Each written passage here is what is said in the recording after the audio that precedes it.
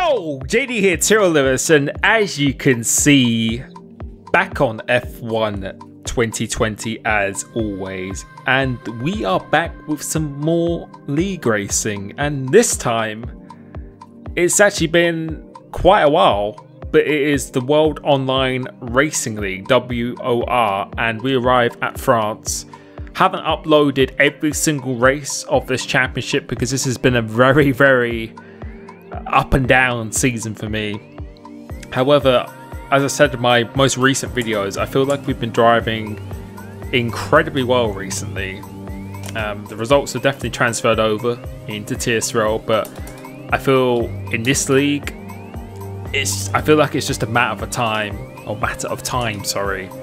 before we get some really big results. And arriving at France, I think in the championship I'm like in 12th place or something like that. Only a handful of points after 5 or 6 rounds. I think this was actually round 6 of the championship, so yeah, very up and down. But as I said, I feel my form, mentality, and just the way I'm driving is definitely getting back to the top level that I feel I know that I'm capable of doing. And coming into this race, I felt very confident, very relaxed, very committed. And you can see here, we did a good banker of a 27.0. Could have been such a good lap. Which is pretty good. But in practice, we were extremely fast because I went for a setup that was very good on the straight line speed. Because on this game now, most people have had a lot of experience around the same track in multiple leagues. And the mistake I've made around here is that I went for a setup that was very good on tyres, but just wasn't that fast in qualifying, or it was very hard to overtake with, or to try and save any ERS whatsoever. So I really completely changed my setup to what I used before. Before it was like 3.9. This is actually 2.7 wings, which normally most people don't use around here, but it is just absolutely rapid. However, the thing you will find with a qualifying setup, or setup that's going to be very quick over a lap, or just very fast in the race, is that you will pay the price with tyre wear and just stability. And you may think, oh well, surely tyre wear should be better with a car that doesn't have more downforce, but with more downforce your car is actually sliding around less.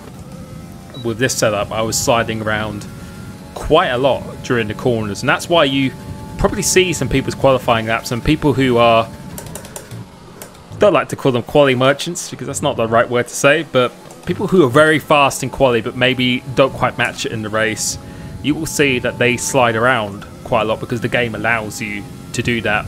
But in the race, it's very hard to control, and your tyres just fade away too quickly. But if you can handle it, and if you can get a good grid position, half the battle in this game is getting a good grid position and then just try and manage your tyres throughout the race. So that's what I was going to this race doing. And you can see on this lap, it's been a pretty decent lap. Purple middle sector.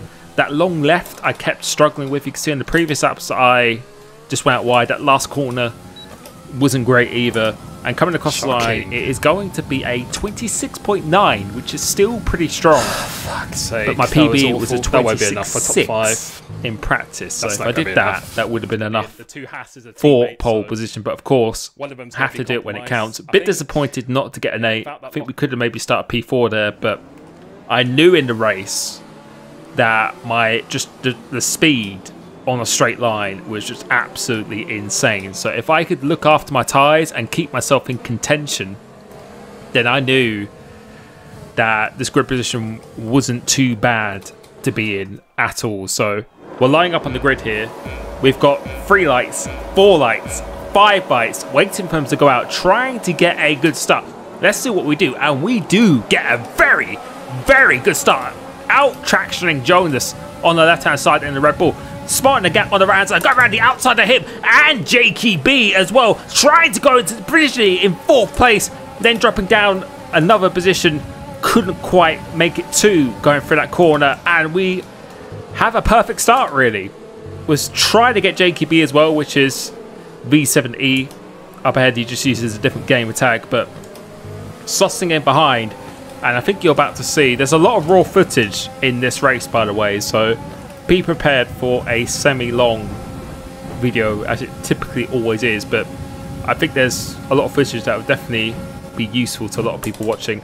But you will see the straight line speed advantage we have is just very, very high. And it's not just the straight line speed you have to remember, it's also the ability to save ERS a lot more, because the lower downforce you run, less the engine has to work, the easier it is to re-harvest that energy. And energy management, or ERS management, is very, very important on this game. So we're moving on to lap 2 now, and you can see here we're not even really using any of the overtake button. You can just see how quickly we are gaining on JKB here, and on this game even just a 1 click less of front wing or rearing, it can make such a big difference. It really, really can. And so I felt like my pace was very good at this stage here. However, you don't want to run the risk of using all of your ERS and then someone effectively defends their position, because then you're just going to have to spend the next few laps resaving it again. So I was really going to wait for a good moment to use it. So you can see I'm hanging back here, not getting too close at this stage of the race. Don't want to be burning up my tyres or anything at all. But now, a harsh reminder, that curb is absolutely lethal. We're going to try and stay ahead of Jonas. I was just talking about saving the ERS. This is one of those moments where I have to try and maintain position, but I don't think I'm going to have the edge on him.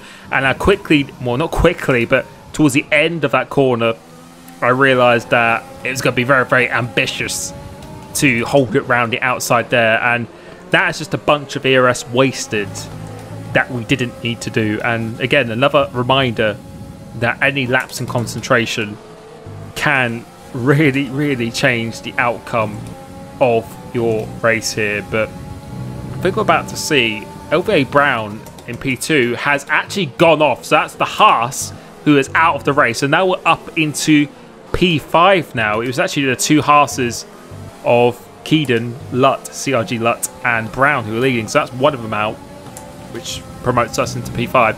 You can see our tyre indicator has gone on. I think Antoine has actually pitted earlier, along with Keedon as well.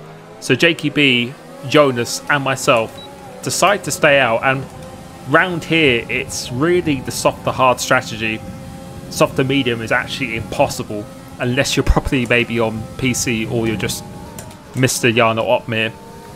But you really want to be trying to stretch these as long as possible, because the undercut isn't actually that powerful around this track. Really, you maybe gain like half a second at the absolute most if you have a good in lap or good out lap. So we're pitting at the end of lap 7. Antoine and Keedon pitted the lap before, got slightly held by the Red Bull, but he was ahead anyway. So we're going to come out in hopefully a pretty good position. And you can see still have about almost 70% ERS. So that's a good amount of ERS to be using. You can see they have gone through. You see Antoine has gone through, and you can see the undercut wasn't really that big at all, in all honesty. So just trying to get my tyres up to temperature now, and you may think it might be easy to get to the end of the race from here. It would be the case if I was using my previous setup, which I think you saw on TSRL last season was very powerful at the end of the race. Once everyone's tyres were going off, it was very, very good. But another moment where we're 1,000th out of the DRS side out by like 1,000th, which always seems to happen to me, which is just my own fault, no one else's fault. It just always missing out by that 1,000th. But what I was trying to say with the setup I'm running here is that if I was running the one I did in TSRL, it would have been a very comfortable. I could have even maybe pitted the end of lap 6, but you can see the straight line speed we have is just absolutely immense. We're having to use it just to make sure we get back within the DRS zone. But the payoff, the catch of this setup is that it is going to be sliding around a lot more. The tyres are going to having to be doing a lot more work, and that's really going to affect the tyre wear by maybe even 0.5% a lap, which is quite a bit, or maybe not quite 0.5%, but it's going to affect it enough where it's actually going to make it very difficult to get to the end of this race. So an element of tyre management is required if you want to do it, as we're coming up to some cars who haven't pitted yet, for the Flying Rossi, who hasn't pitted on the hards, putting up a big fight between the Red Bulls. Luckily, we don't have to use much ERS to get past him, and just ensuring that we are still within this DRS zone, because Keaton out in the lead, he's got a bit of a gap, but he is on a lap older tyres than us, and so is Antoine, who is the championship leader. Person I keep saying is the man on form on Xbox right now, just ahead of Jonas, his teammate. He's going to be suffering towards the end of the race as well. So right here, I felt like I was in a very, very good position. I'm just trying to keep as close as I possibly can, but without using much of the battery power, keep an eye on the fuel, and just trying to preserve my tyres as much as possible. But I think you're about to see now, as we're going to show quite a bit of raw footage, as I said at the beginning of this video, just the advantage of the straight line speed we have is just absolutely outrageous. It really, really is. I think most people are running 2.8 wings, 3.8 wings, or maybe 2.9 or 3.9. You're about to see here, it was actually quite good in the corner as well. I had a lot of rotation going through here. We're going to use a bit of the battery power now, just to try and drain his ERS. That was really what the tactic was going on. You could just see the straight line speed we have. You can see he's actually got a red light flashing, so I knew he was low on the ERS. And all I was trying to do here is I wasn't trying to overtake him into that chicane. I was just trying to put him under as much pressure as possible to try and waste his ERS, because I knew they were running higher wings than me. So if I can drain their ERS, I'm able to save mine much quicker than theirs, as Antoine's light actually flashed as well. So both Red Bulls are very, very low on the battery power. So I definitely felt like I was in the box seat here, and Jonas goes wide. So they are both struggling, and I'm just trying to catch them at their most vulnerable. So I'm trying to pressure them into using the battery power, because they are not able to save as quick as I do. I could probably save double the amount per lap with the difference in wings that I'm actually using and the straight line speed advantage. So I knew all I had to do was just try and keep the pressure on. I'm not going to allow them to save their ERS here, so my mindset right now was just to try and get past Antoine as quick as I could, because if I knew if I passed him and I didn't get a penalty, then that was effectively the position done, because he had a lap older tyres. I have better ERS than him, and then I can just save behind Jonas and look after my tyres. So right here now, I'm just going to go for it once again. I know he is very, very low. He's trying to fight this. So we turn off the ERS. Not going to go for a move into this corner, because there's DRS that he has on his team. His lights are flashing as it did on the previous lap. So trying to open up this corner, set myself up. We've got a very good opportunity here. So now I'm going to punch down the power now. Put it in Rich. Put it in overtake. Red light is already flashing, and going down the inside, he just leaving just enough room on the inside. Jonas is also going red. Can we make this move stick between the Red Bulls here of the championship leader, and we just about get the move done, covering off the inside just in case he wants to have another crack back at the position. But we get the move done, and that was a very, very crucial move. And I felt like we had more pace than Antoine at this stage of the race. As I said, pit at the end of lap 6 is already very difficult to get to the end of the race, even if you're running a high amount of downforce. And you can see we've got 20% ERS here. My objective was just to really not overtake Jonas straight away, not like I did with Antoine, because the only reason I did that with Antoine is because he had the DRS of his teammate. So I really wanted to try and split them up to avoid them working together. And now I'm exactly where I want to be. And Keaton is 4.7 seconds down the road, but I knew with a lap older tyres that he could actually be very, very on the limit at the end of the race as well. So I was really looking to get as big a result as I could. And if he picked up a 3-second time penalty, then that could open all the doors here. So I'm going to stay behind Jonas, save some tyres, save some ERS, as I'm about to talk now. Lutz in the lead, but he has a lap older tyres, so... And that was my mentality. I don't want to come second or thirds, especially in this league where it's just been very up and down, and I'm not that close to a championship fight right now.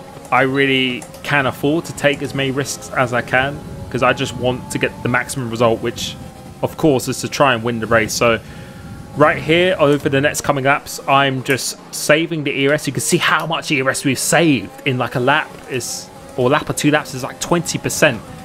That would not be possible with 3.9 wings. I'd only be able to save 3 to 5% max, whereas with this I can save almost 10% a lap, which is mental. So I was just kept keeping an eye on that gap to Lut up ahead behind Jonas, because I didn't want to lose too much time. I wanted to try and save up all the ERS, then overtake Jonas, and then go after Lut, or at least get within 3 seconds in case he picked up a penalty, because you never know what can happen. So we're coming to lap 17 now. Antoine, I think, was struggling a little bit on the pace around here, and mainly because of the tyres as well. He's really going to have to try and nurse him to the end of the race, but you can see again the straight line speed we have is just absolutely epic. But the gap is now starting to go up between Jonas and Lut. So this is the point where I felt that I needed to overtake him, because I felt like I just had more pace. I already saved up quite a lot of the ERS, and you can see here I have 86% of the ERS. But we were about to see coming into this corner, or I think you might have seen on the previous laps, his red light is still flashing, and I think we might be able to see it. Yes, you can see the red light is flashing there. We've been able to save 10% a lap. He hasn't saved anything, and that's because he is running the higher downforce. So that is the pros and cons. And you can see in this position we have effectively 80% more ERS than him. So I felt very confident that we could actually in fact break him. But you can see now Lut is starting to get away. So now I'm going to deliver all of the ERS. Well, not on this lap actually. I thought I was going to do it here, but you'll be able to see once again the red light will flash towards the end of the lap, and the straight line speed we have is just absolutely immense on 90% ERS now. So one objective I had was just to try and win this race, 'cause with the drop off of the tyres and a potential penalty just out of the question, which you can see this red light is flashing once again, so he's not able to save anything. And that's the exact issue I had when I did, I think, SRC round here. Although the pace was great on tyres at the end of the race, I just couldn't save any battery power, and that is just absolutely massive. So I've got all the battery power I need, above 90% now. See, Lut is about 5.3 seconds ahead, so he is quite a way ahead. I'm going to try and get as close as I can before this DRS zone, and you could just see again, straight line speed is just absolutely crazy going down the straight. And I was doing my best to save my tyres as well. That's why I haven't overtaken Jonas earlier, so I just wanted to avoid pushing as hard as I could. But I felt this is the time now where if I want to close down that time to Lut, then I'm going to need probably a bit more than 3 laps to do it. So now this is where I actually punch all of the ERS here. I'm using it all. I don't think Jonas is really going to fight this too hard. You can see we're going to turn it off just before we overtake him, trying to get back on the racing line. You can see the gap we've actually closed down to Lut as a result of doing that. And right here now, I'm not trying to break Jonas. I'm just trying to create a little bit of distance, get that momentum going down this straight, because I already knew I was going to be quicker in a straight line here. But you can see the gap is now 4.4 seconds. So we've gained effectively a second through that overtake that we did on Jonas here. And you can see Antoine is starting to struggle to stay within the DRS zone. Viper on the medium tyres is coming back, but I don't think he is closing in quick enough here. But we're just going to cycle through the laps and see what this gap is. I'm going to try and save as much ERS as I can until the last 2 or 3 laps where I can try and maximise it. And going to Constant, what's this going to be? It's going to be a 31.2. Very, very quick for a hard tyre at this stage of the race. Gap was 4.3 seconds. Now it's down to 4 seconds. So we gained 3 tenths on this lap, using a little bit of the ERS in the moment of doing so. Just trying to keep the pressure on as much as possible.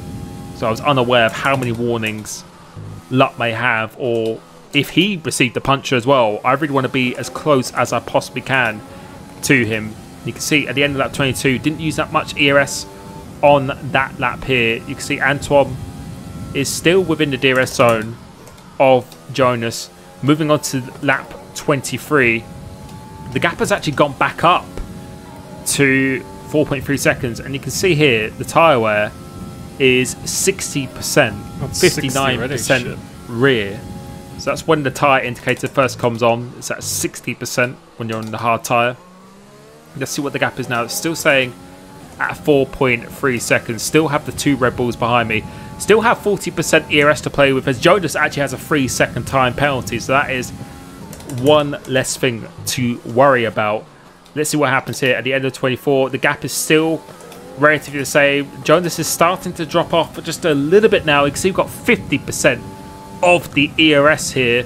So at this stage, I'm just trying to save all for this last lap, just to get within that 3-second mark. The gap has now gone back down to 4 seconds, and you can see that indicator is getting more and more dark orange until it reaches a red here. And we're on the penultimate lap of this race. The gap is still 4 seconds. Now we are coming into the last lap of this race. The gap is coming down very, very slowly, but you will see 70% ERS. And at this stage, I thought, you know what, I'm just going to go for it. I'm going to try and get within this 3 seconds. No, I would rather come first than lose second or third or whatever it is I'm trying to say. What basically is that I don't care if I come second or third. Either those two is fine. I just want to try and put myself in a position to win, just in case he has a puncture and I can take advantage of it. So we're about to push very, very hard. Doing a green first sector on these tyres, which are almost on 80% here. And this is a very, very big risk. You can see we've left Jonas behind. Antoine has dipped out of that DRS zone. He was struggling with tyres here. And you can see the gap to lot is coming down very, very quickly here. And I'm just going to give it everything just to make sure I'm within this 3 seconds. And if you look at the delta on the top left-hand side, you can see we are going to fall under 3 seconds at the straight line speed. The amount of ERS we say going to hit, we're pushing very hard. We are not letting up. And let's see, on the exit of this corner, going into the left-hander, we have actually got a puncture at 78% puncture territory. Now, at the initial stages of a puncture, it's easy to control, but now it gets really, really difficult here. Jonas has a 3-second time penalty. I'm trying to control. I get pushed out wide here. But it's Antoine we have to be careful of. You can see the rear, the front is locking. Lot wins the race. We're going to try and do a drag race to the line. Antoine passes us. Can we still be on the podium? Yes, we can. And we did it in Hamilton style, crossing the line with a puncture. 4 tenths away from P2. And honestly, although it's disappointing to have a puncture, I don't really regret that because I wanted to go for the win. That was my mentality during the race. That's what I was planning to do. And a lot of people say, oh, well, you drove yourself into that puncture. I can confirm the way the puncture system works is that between the values of 75% onwards, a puncture can occur at any time. So it's nothing to do with tyre temperature. It's nothing to do with what percentage of wear you actually hit. It can be completely random. So as soon as it hits 75%, you could just have an instant puncture. It's nothing to do with the amount of load you put on the tyre or anything at all. Probably maybe not, it might not help that I'm stressing out a little bit more, but there's been other races where I've done 88%, no, way more, almost 10% more than that, and I haven't had a puncture with the same amount of temps. So it is a very, very random act, which is annoying, but the good thing is that we still had enough pace to get on the podium. And all I want to do is try and win races. And in this league, not close to a championship fight at the moment. So I was prepared to take that risk.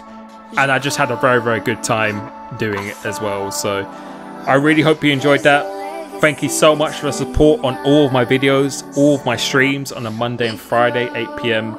It's been absolutely insane. Thank you so much for the support. And I will catch you very, very soon. Peace.